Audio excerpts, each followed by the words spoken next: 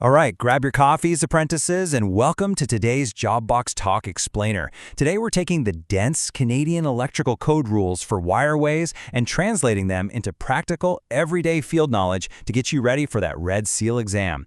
Now, as a construction electrician, I can tell you right now that wireways, you'll probably hear the old-timers call them troughs or gutters out in the field, well, they are literally everywhere in commercial and industrial electrical rooms. But they come with some very specific code rules that inspectors absolutely love to enforce, and RedSeal examiners love to test you on. So here's our 6-step game plan for today's lesson. We'll start with an intro to CEC wireways, cover where you can actually install them, dive into conductor limits and fill rules, talk about taps, splices, and extensions, hit some RedSeal practice questions, and wrap up with today's RedSeal takeaway. Let's get to it. Okay, Section 1. Intro to CEC Wireways. Go ahead and open up your 2024 code books to Section 12. That's basically your Bible for wiring methods.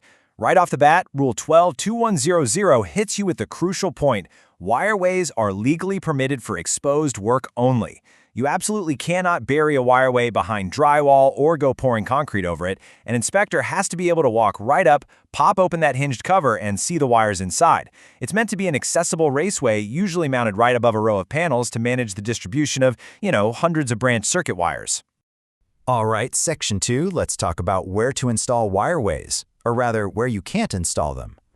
Knowing where things can't go is honestly just as important as knowing where they can. As an apprentice, you've got to know to keep wireways out of hoistways and battery rooms, and never, ever install them outdoors or in wet spots unless they are specifically stamped for it. Think about it. Elevator hoistways have massive moving parts. A bulky metal wireway is a huge snag hazard. Storage battery rooms, they give off corrosive hydrogen gas that'll just eat right away at the metal trough and your wire insulation. And unless you shell out for a specifically rated NEMA 3R weatherproof wireway, a standard one is just going to rust out and fill up with water if you stick it outside. Now, when you're mounting these on the wall, Rule 12-2102 says you must securely support them at intervals of no more than 1.5 meters, unless they're marked for greater distances. 1.5 meters is roughly 5 feet. Look, copper is heavy. If you stretch your supports out too far, the sheer weight of the wiring inside is going to cause that metal to sag, warp, and potentially rip right off the wall. Always grab your tape measure, hit those studs, or use proper stretch channels every 1.5 meters.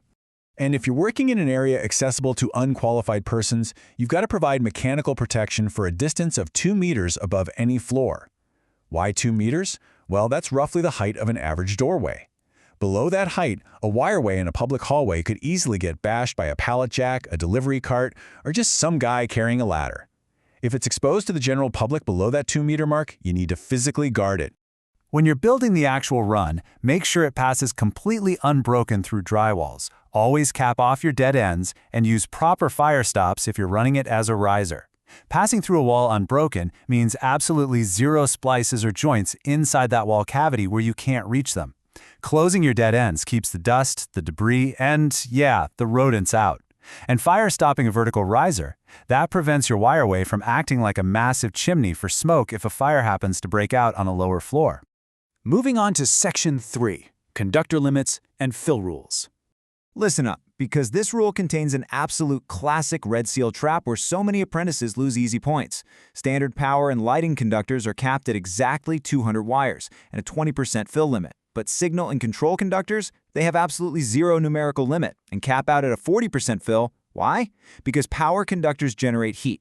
If you stuff a wireway past 20%, the wires trapped in the center of the bundle literally can't dissipate their heat. The insulation melts, and boom, you've got a catastrophic short. Signal wires, like low-voltage fire alarms or data cables, carry almost no current. Heat just isn't an issue there.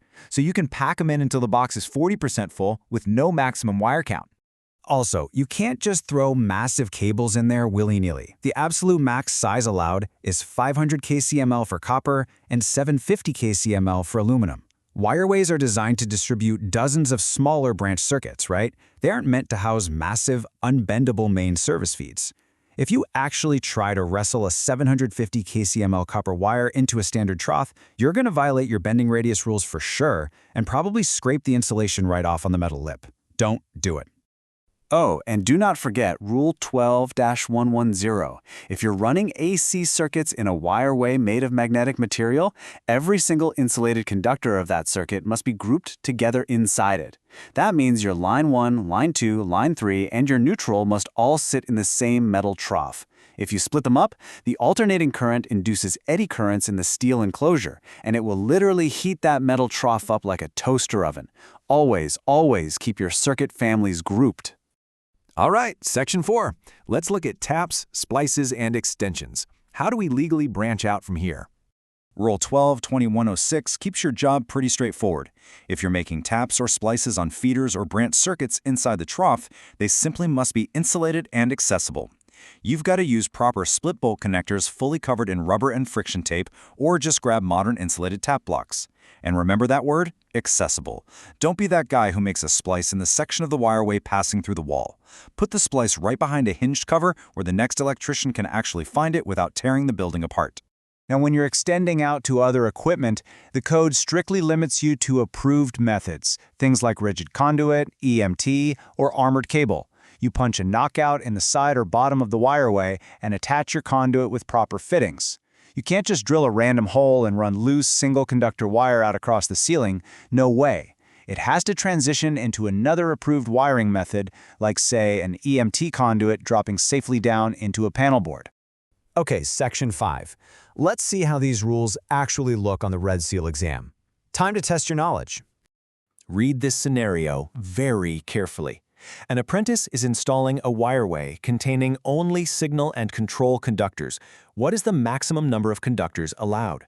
Think back to the difference between heat-generating power wires and low-voltage signal wires. Do you remember the trap? Did you catch it? The exam writers love this exact trap. Standard wires are capped at 200 wires, but signal conductors are absolutely unlimited, as long as they stay under that 40% fill mark. If that question had said power conductors, the answer would have been 200 wires at 20% fill. When you're sitting for your test, always highlight or underline words like only signal. All right, next question. At what height must a wireway be protected from mechanical damage in an area accessible to unqualified persons? This is a super common field inspection issue, and it tests your visual memory for job site safety. Imagine you're running a wireway down the wall of a busy public hallway in a commercial building. The answer is 2 meters above any floor, right from Rule 12-102. You have to provide that protection to keep the installation legally safe from unqualified folks. Just picture the height of a standard door frame. If your trough is lower than that, it needs to be guarded with steel bollards or framed in so nobody accidentally smashes a cart into it. Section 6. Let's bring it all together for today's RedSeal takeaway. Here's your cheat sheet. Boil it down to these 3 points. Memorize your 1.5 meter supports and 2 meter protection. Lock in that 20% versus 40% fill rule trap, and absolutely keep your wireways out of hoistways and battery rooms. If you can confidently recall these 3 bullet points, you are going to easily handle any wireway question they throw at you on exam day. And honestly, you'll keep your foreman real happy on the job site too. And finally, a quick tip from the field. Always ensure the manufacturer's identification is readily legible for the inspector when you finish up the job. If you just go and spray paint right over the CSA or ULC sticker on the wireway, the inspector has zero way of knowing if it's an approved enclosure, and I guarantee they will fail your rough-in. Keep those labels clean and visible. So the next time you're on site looking up at a wireway feeding a dozen different panels, ask yourself, are those splices inside truly accessible, or did someone bury a hidden danger inside a wall? Always check your work and hold your crew to the code. Thanks for studying with me. If you found this lesson helpful, please like, subscribe, and comment with the next CEC topic you'd like to learn.